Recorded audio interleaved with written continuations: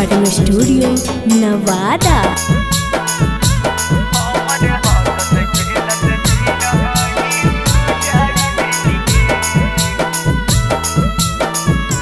जनगी दोस्त कही मोती मार लेनी गे, जनगी दोस्त कही मोती मार लेनी गे।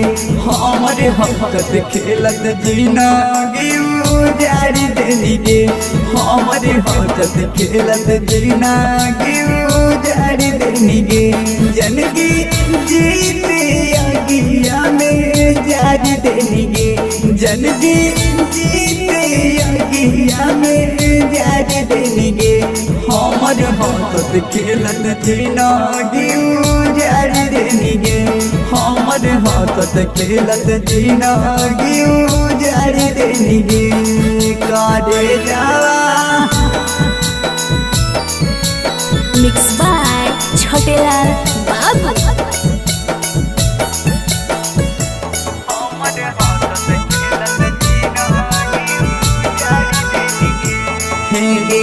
तोड़े चलते लोग हमारा कहो आवारा गे, खाई के कसम कही मिलब नहीं दोबारा गे।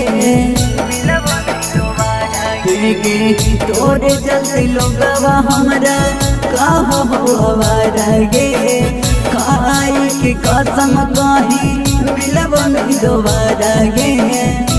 जनगे दिलवा में सन दाराज देंगे, जनगे दिलवा में सन दाराज देंगे। हमार हकत खेलत जीना उजाड़ देंगे, हमारे हकत खेलत जीना उजाड़ देंगे।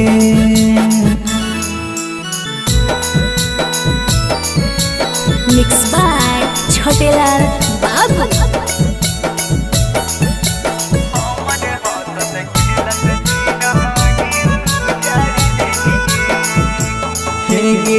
बचपन में खेलत रही जान एक साथ में, तब काहे देने करी जा हाथ दूसर हाथ में। बचपन में खेलत रही जान एक साथ में, तब काहे देने करी जा हाथ दूसर हाथ में। जनके छोटो के दिल से खिलावाड़ करेंगे, जनके सोनो राना जन से खिलावाड़ करेंगे। हमारे हकत खेलत जीना उजाड़ देंगे, हमारे हकत खेलत जीना